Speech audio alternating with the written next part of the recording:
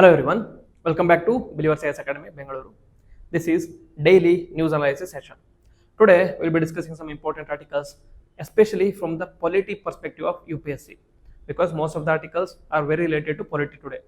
So the first article for that 22nd July 2025 is from the front page. It talks about Vice President Jagdeep Dhankhar resigns. The event is Jagdeep Dhankhar, the 14th Vice President of India, resigned from office on the first day of the monsoon session of the Parliament, citing health reasons.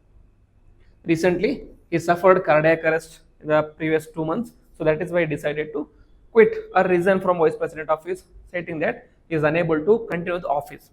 Second, the reason cited is that he cited the resignation was in accordance with Article 67A of the Constitution and was based on the medical advice. So that is the current affairs. We'll understand the constitutional sanctions or aspects of Vice President. Under Article 67A, Vice President may resign by writing address to President. Very important. He addresses to President. The tenure is, the Vice President has a fixed tenure of 5 years, but there is no fixed minimum tenure. Very important. And there is voluntary resignation permitted, and this is where Jagdeep Dhankhar has taken the voluntary resignation. And vacancy process, what if the house becomes vacant? Sorry, the post becomes vacant. If it is accepted, the position becomes vacant, and the election will be conducted to fill the vacancy within the 6 months. Within the 6 months, there is a new election. In the interim, the deputy chairman presides over Rajya Sabha. Okay, why Rajya Sabha? We must know that Vice President is also acting as a chairman of Rajya Sabha. Who is the chairman of Lok Sabha? It will be Speaker, but there is no separate Speaker in place of Rajya Sabha. Instead, that post is occupied by Vice President. So this is the vacancy. How is Vice President removed? How is he removed? The removal process is simple. Since he presides as the Vice President or the Chairman of Rajya Sabha, the removal process or resolution can accepted only in Rajya Sabha. Only in Rajya Sabha. Very important point. However, with respect to President, it can be introduced both either in Rajya Sabha or in Lok Sabha. It is introduced in Rajya Sabha for Vice President. And is there any ground for removal? Very important. There is no ground for removal. There is no ground for removal mentioned in the Constitution of India. However, with respect to President, there is a ground, that is violation of the Constitution. Violation of the Constitution, but there is no such ground for Vice President. And the process goes like this. Procedure is there should be 14 days prior notice, 14 days prior notice, and once the prior notice, in the prior notice it will contain why the impeachment process is being implementing on you or being processed on you, and what are the issues, etc., will be given there. Once the notice is given, then the resolution process starts, and it has to be accepted by effective majority. Very important. Not the special majority, it is the effective majority in the Rajya Sabha first. Effective majority in Rajya Sabha, that is majority of all the members present at that time, and not present at the time, all the members of Rajya Sabha strength. And then once it is passed by Rajya Sabha, it goes to Lok Sabha. Here it is just a majority. Okay, a simple majority, a simple majority in Lok Sabha is enough. And after this, it goes to President, and if we accept this, the Vice President is impeached. Okay, so this is the process for removal of Vice President. Then, second article. There was an article which says that Supreme Court warns Enforcement Directorate against being used for political battles. What is the context? The Supreme Court of India dismissed appeals filed by Enforcement Directorate against a High Court, that is Karnataka High Court decision, that squashed money laundering charges against Parvati Siddaramaiah, who is the wife of Siddaramaiah, the Chief Minister of Karnataka, and State Minister Bhairathi Suresh, and in the Mysuru Urban Development Authority and Allotment case, that is Muda case. ED wanted to check on this issue and the ED wanted to investigate the issue, but however the Karnataka High Court has said that the money laundering cases against these three persons have been quashed by the High Court. So enforcement director went to Supreme Court asking that remove this interim decision of the High Court of Karnataka. But the Supreme Court said that do not make Supreme Court a political battleground. Do not use enforcement directorate for the political gains. So we will see the legal and constitutional dimensions. Under Article 32 and in judicial review, the Supreme Court reaffirmed its role in preventing misuse of legal tools for a political purpose. What is Article 2? Article 2 talks about writ powers of Supreme Court. Okay, and also Supreme Court has power of judicial review. If the executive or the legislature is going beyond the constitutional mandate, then the Supreme Court has the power to check on their action and bring justice there. And Prevention of Money Laundering Act. Under this act, court emphasized the need for strict adherence to evidentiary standards before the enforcement directorate can act under PMLA. First, you need proper evidences. You should adhere to evidentiary standards. Only then you can bring a case under PMLA. The doctrine of proportionality and natural justice. That is, ED's actions must be proportionate and individuals must be treated fairly before being labeled under the criminal status. Okay, what is principle of natural justice? That is, here both cases or here both sides, and second is the judge cannot be a case of his own, judge cannot be judge of his own case. Okay, judge of his own case. So these are two principle of natural justice. Here they are saying that you should hear both sides before labeling them as a criminal. This is about enforcement directorate. I will bring a particular or detailed video about enforcement directorate and the issues related to enforcement directorate, how the enforcement directorate has been used as a political tool similar to CBI. There will be a separate video in the topic of the video. Now, the ethical dimensions of this misuse of enforcement directorate is it raises questions about institutional integrity. That is, the misuse of enforcement directorate erodes public trust in law enforcement institutions. Then also the justice versus vendetta dilemma.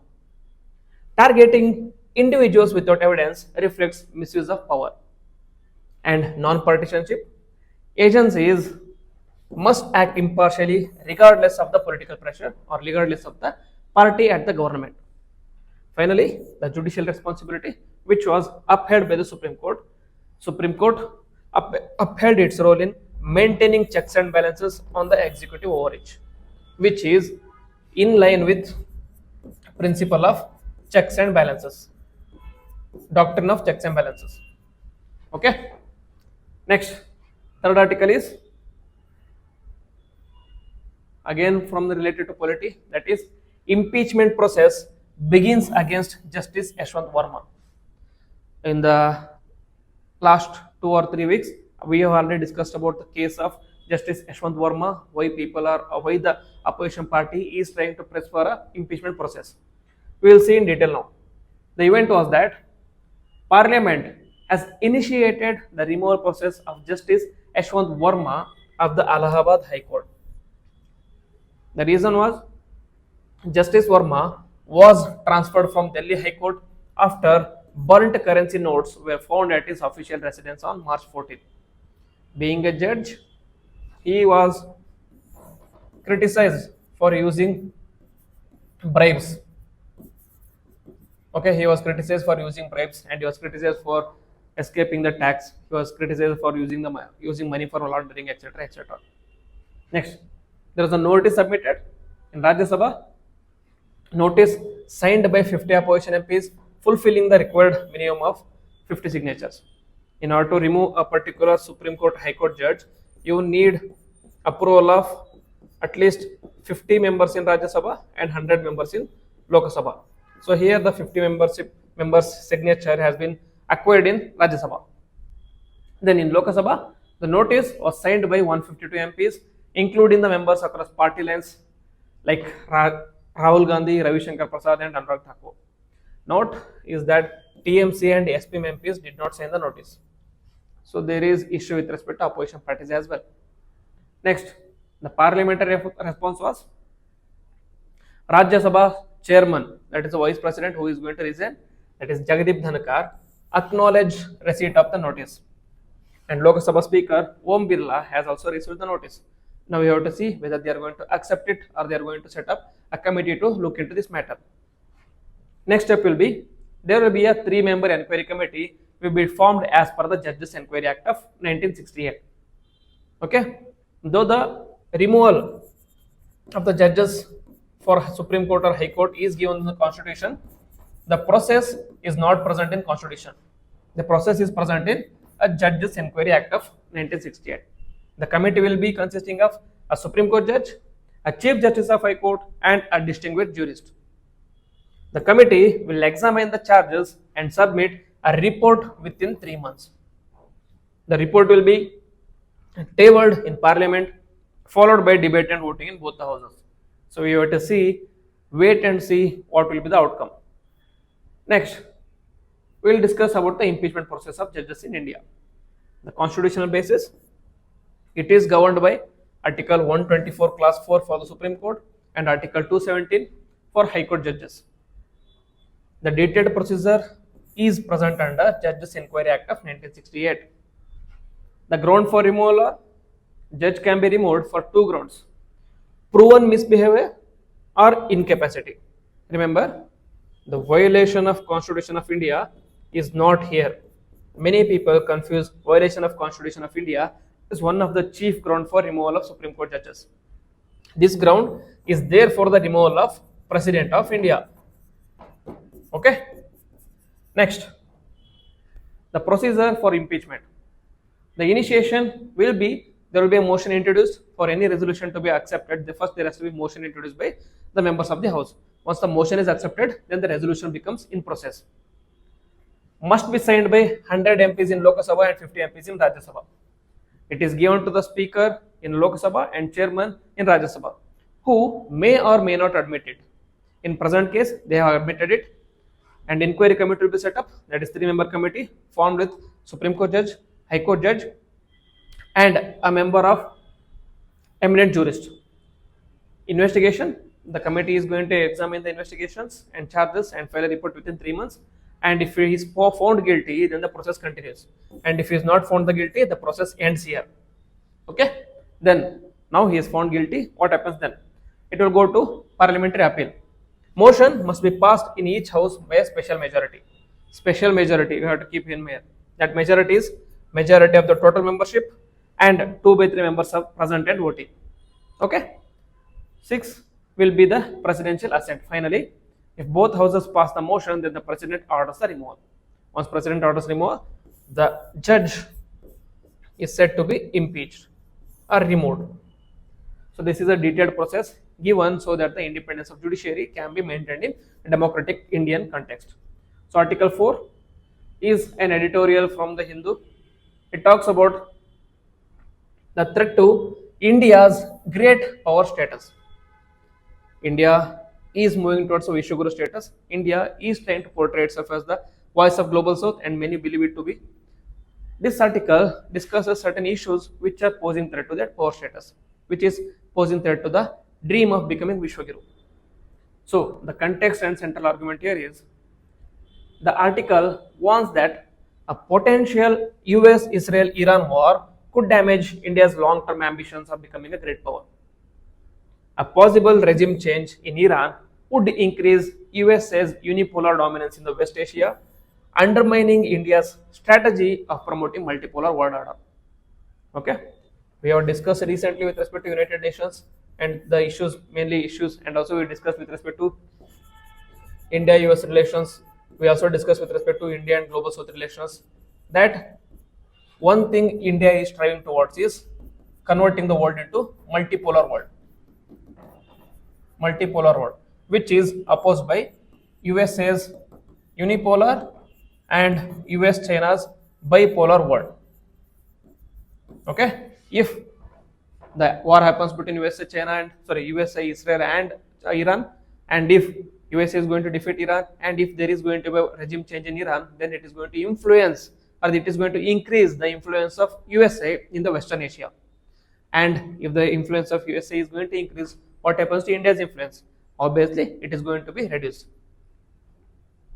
So here the author stresses that Indian foreign policy goals such as strategic autonomy, balanced energy partnerships, and multipolarity are threatened by increasing Western hegemony in the region.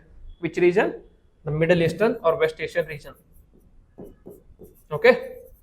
Next, what are the key concerns for India? First is the geopolitical repercussions of Iran conflict. A toppling of Iran's regime would lead to an imbalance in the West Asia, ending India's ability to play all sides. India and Iran have had a historically very good relationships, and India and Saudi Arabia have also had a very good relations, which so shows the ability of India to balance powers which are in contrast in nature. Saudi Arabia and Iran are long-standing rivals in the area, and also India has a good relation with Palestine as well as Israel.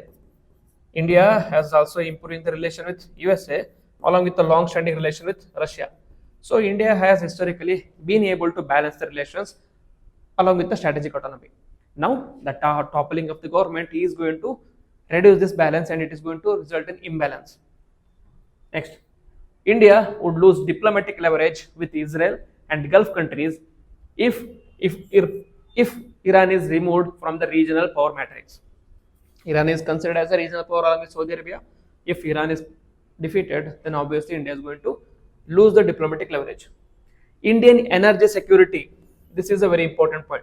Energy security would be jeopardized, making it fully dependent on US allied oil suppliers. Next, it poses threat to multipolarity. The US aims to preserve its unipolar world order, which conflicts with India's pursuit of a multipolar global structure. India, along with Russia and China supports world where regional poles of a power coexist. India's foreign policy stance, especially in refusing to isolate Russia, reveals a long-term commitment to this worldview. So, the Russia-Ukraine war was happening, and everyone around the world wanted to isolate Russia. But India said no. The Russia has been a long-standing friend, so we are going to support Russia, and we are not going to isolate Russia. As a result, India is involved with oil supplies with Russia, etc., etc. Many people or many countries have criticized India for this move. Of the 100% oil supply by the Russia, 38% goes to India and 50% goes to China. So this is how much the India is supporting the Russia. Next, with respect to strategic dilemmas. Despite partnerships with USA to counterbalance China, India does not fully align with Western geopolitical objectives. Western media and policymakers increasingly view India with a suspicion when it comes to US line. That is, when it defies the US line, that is Russian warship INS Tamal. So what happens here is India wants to counter China. In this aspect, India needs Western countries. India needs Western countries such as USA. However, the Western countries want to isolate Russia, so they want India. But this is not with respect to, not in line with India's strategic autonomy, because India wants to oppose China and support Russia. However, Western countries want the opposite of this. They want to oppose both China as well as Russia. So here India has to find a balance. Next, the recommended path. What should be the recommended path for India as well as for the US? Use diplomatic leverage to urge US's restraint on Iran. Emphasize that destabilizing West Asia weakens India more than China, which may hurt US's Indo-Pacific interest. Next, project multipolarity as a stable, peaceful alternative to war or Chinese hegemony. Instead of focusing on unipolarity, focus on multipolarity. Why? It is going to help USA in its fight against China or in its war against China in a trade and other relations, other areas. For the US, USA should accept multipolarity as a rising global reality. However, it is very highly unlikely that USA is going to do, especially under the presidency of Donald Trump. Recognize that India's rise benefits global balance rather than enforcing a unipolar order that invites resistance. So very important article and beautiful article which has given some various dimensions how India and USA, how India and Russia, India, Iran, etc. relations unfold in the global politics. Next, for prelims pointers, there was an article about Rajendra Chola in the Hindu, which is very important for prelims, mains, essay, etc. The current context is the Prime Minister Narendra Modi is attending a function in Tamil Nadu to commemorate the 1000th anniversary of Rajendra Chola I's Gangetic conquest, a rare national level recognition of the medieval southern Indian maritime power and the cultural reach. So you might have read about the imperial Cholas and the Rajendra and Rajaraja Chola stories and how they were so dominant that they were conquering Southeastern Asia, they were conquering Sri Lanka, they were conquering the northwestern India, etc., northeastern India, and Gangetic Plains, etc. But though they are so powerful, they have not been recognized at the national level. So they are merely subjected to like southern states syllabus, etc. So now this recognition of Prime Minister attending this conference, that too conquest of Gangetic Plains, is going to put a new recognition Rajendra Chola. So who was Rajendra Chola I? His reign was between 1014 to 1044. Father was Rajaraja Chola and the capital was shifted from Tanjavur to Gangaikonda Cholapuram. Key title was Gangaikonda Chola, that is bringer of the Ganges, and Kadaram Kondan, that is conqueror of Keda. The religion was predominantly Shaivism, but he was tolerant towards Buddhism as well. Next, military and naval achievements. This is where the Cholas, especially the Rajendra Chola, shines. Northern conquest was, he defeated Mahipala, the Pala king of Bengal, and led a victorious expedition to Ganges river, bringing Ganga water south, which is a symbolic and strategic victory. And then southern and overseas expeditions. He conquered Kadaram, that is the present day Kedah in Malaysia, and defeated the rulers of Sri Vijaya, Java, Sumatra, and Cambodia. Extended influence to coastal Burma, Maldives, Lakshadweep, and Thailand. That is why they were called as Imperial Cholas. Why? Throughout the history of India, there have been many empires in India which ruled India, but none of the empire went outside of India to conquer other nations. Only Cholas were able to achieve this feat. That is why they are called as Imperial Cholas as well. And he commanded the largest blue water navy in the pre-modern history. Next, with respect to cultural and administrative legacy, he built Gangaikonda Choleshwaram temple, which is a Shaivite marvel emulating Brihadishwara temple in Tanjavur. It was a carbon copy of Brihadishwara temple in Tanjavur, however, it is bit lesser in height. Founded Gangaikonda Cholapuram, which is a cultural and administrative hub. He promoted local self-governance, especially through village assemblies and sabhas, often inscribed on the temple walls. Patron of art, architecture, maritime trade, and diplomatic contact with the Song, China, and Arab merchants. So the trade also went outside of India with China as well as Arabs. The global impact was, Rajendra was India's first overseas conqueror. His navy asserted soft power and maritime dominance in Southeast Asia. He promoted Buddhism abroad through stupas in Cambodia and Java, showing religious diplomacy. Next, there is an article with respect to chikungunya virus. It is in news because China's Ministry of Health has launched an emergency public health campaign to address rising risk of chikungunya fever, especially in southern regions, which are more vulnerable to mosquito-borne illness. So we have to wait and see what will be the outcome of this China's emergency public health campaign. What is chikungunya? Who is the causative agent? that is chikungunya virus, which is an RNA virus of the genus alphavirus. First identified was in 1952 during an outbreak in Tanzania, and etymology, it is from Makonde, Africa, meaning is that which bends up due to jointal pain. When you get chikungunya, most of the times it is going to affect your joints, legs, hands, knees, etc., etc. So it is going to pain your joints. As a result, they said that which bends up, it is paining the joints. Geographic spread, it is spread over 110 countries in Asia, Africa, Europe, and Americas as well. And even India has been a victim of this disease. Transmission is, it is spread by infected female mosquitoes, majorly Aedes aegypti and Aedes albopictus. These are daytime biting mosquitoes, also known for transmitting dengue, Zika, and yellow fever. So this Aedes aegypti and Aedes albopictus are very, very significant mosquitoes, or very infamous mosquitoes, you can say, which has resulted in deaths of many hundreds and millions of people. And it is not transmitted directly from person to person. Okay, very important. It is not contagious. It doesn't transfer from one person to another person. It only transfer with the bite of this mosquito.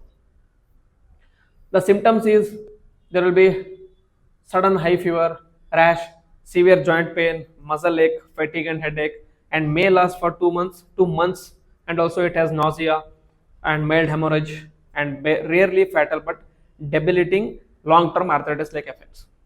It is not fatal, but it is going to affect your joints.